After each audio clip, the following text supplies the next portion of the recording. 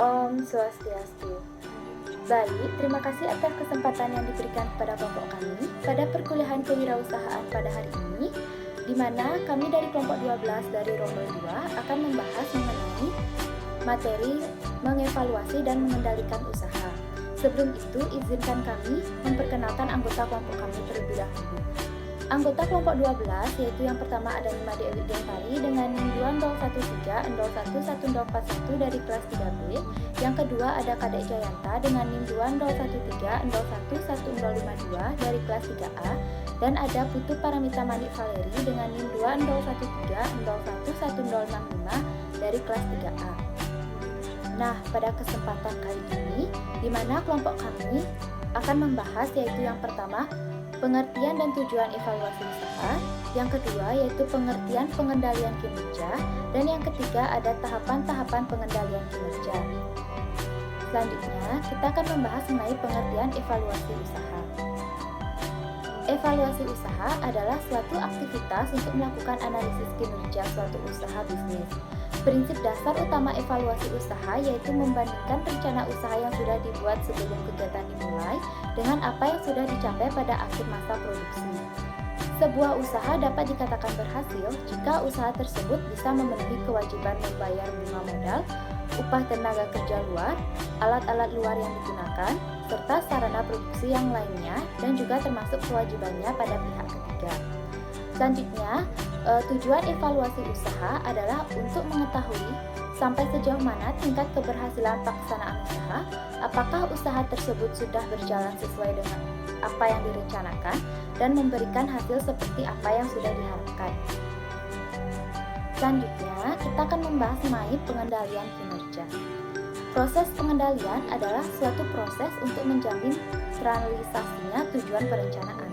Secara singkat, dapat dikatakan bahwa pengendalian dapat didefinisikan sebagai suatu tindakan yang diperlukan untuk meyakinkan bahwa tujuan-tujuan rencana-rencana dan standar-standar sedang dicapai. Proses perencanaan akan memberikan arah atau dapat dijadikan sebagai pedoman bagi kegiatan-kegiatan usaha. Sedangkan pengendalian akan menjamin terjadinya keselarasan antara tujuan-tujuan dan rencana usaha. Dengan demikian, pengendalian dimaksudkan untuk mengecek efektivitas penyelesaian rencana-rencana yang telah disusun dan ditetapkan. Jadi, dapat dikatakan bahwa perencanaan dan pengendalian akan sangat membantu dan bermanfaat bagi wirausaha agar dapat beroperasi secara efisien dan efektif. Baik, selanjutnya saya Jayanta akan melanjutkan presentasi yang telah disampaikan oleh rekan saya sebelumnya. Secara sederhana, tahapan-tahapan pengendalian itu ada 3. Yang pertama itu adalah mengukur kinerja aktual. Yang kedua adalah membandingkan kinerja aktual dengan standar. Dan yang ketiga adalah melakukan tindakan manajerial.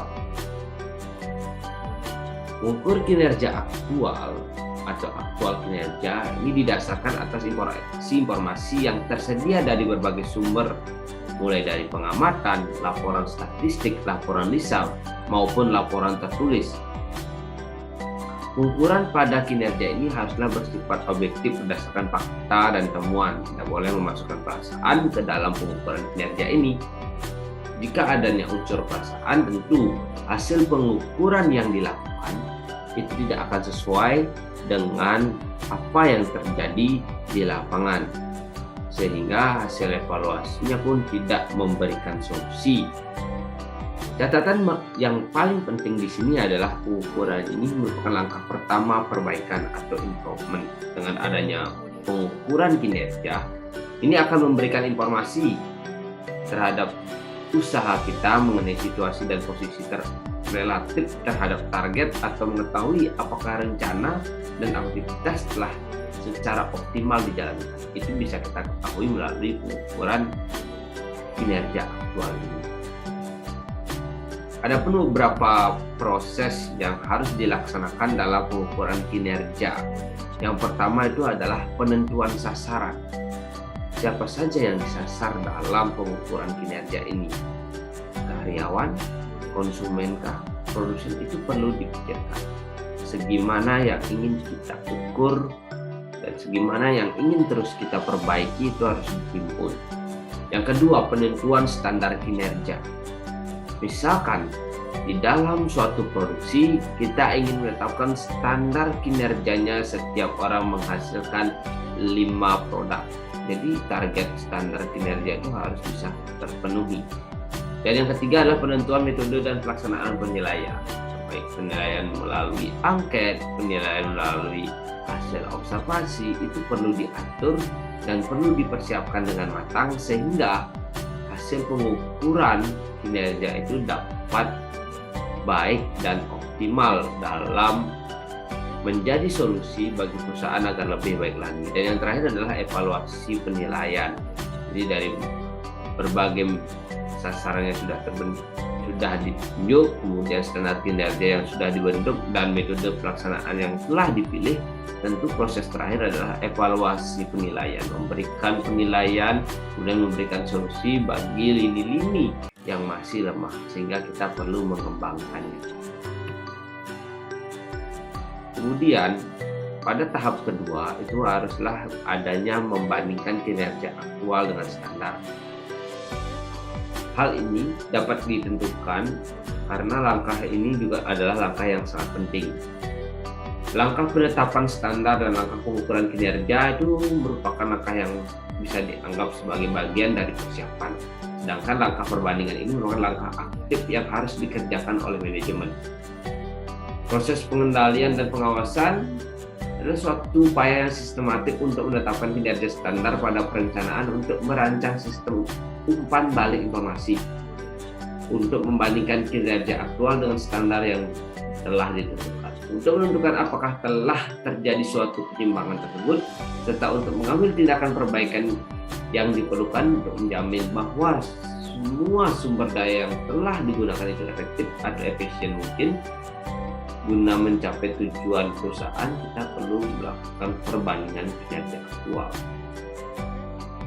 Nah, dengan kata lain, di sini kita akan bisa mengetahui adanya penyimpangan. Di mana penyimpangan itulah kesenjangan antara kinerja aktual dengan target atau standar yang ditetapkan. Jadi seorang manajer harus mengetahui dua hal dalam langkah ini, yaitu bentuk penyimpangannya dan penyebab yang terjadi bila terdapat penyimpangan tersebut. Dan jadi demikian dari saya, untuk materi selanjutnya akan disampaikan oleh rekan saya. Baik, terima kasih atas kesempatan yang telah diberikan kepada saya. Sebelumnya, perkenalkan nama saya Putu Paramita Manik Valeri dengan NIM 20130611065. Di sini saya akan melanjutkan presentasi dari rekan saya mengenai tahapan ketiga dari tindakan pengendalian.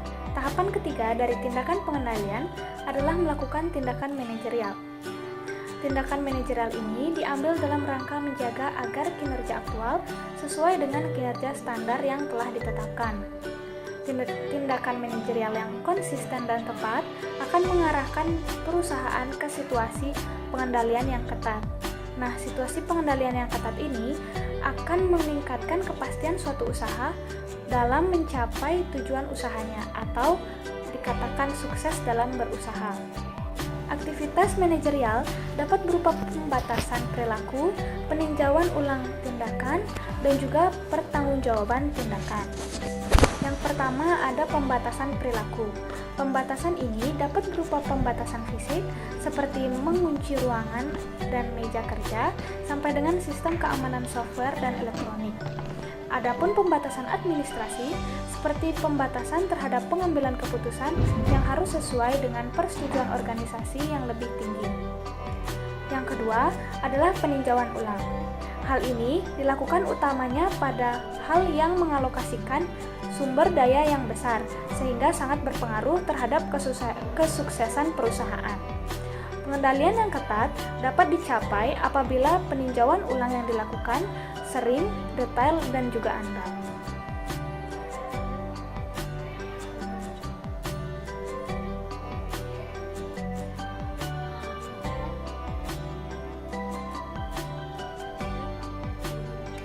Yang ketiga, pertanggungjawaban tindakan. Pertanggungjawaban ini sangat bergantung pada keefektifan pelacakan tindakan dan juga penyediaan bantuan.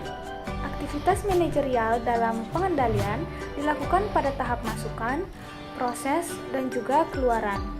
Pada tahap masukan, tindakan yang diambil adalah pengendalian umpan depan atau pengantisipasian masalah, dan tahap proses, tindakan yang diambil yakni pengendalian sejalan atau pemecahan masalah pada saat terjadinya masalah.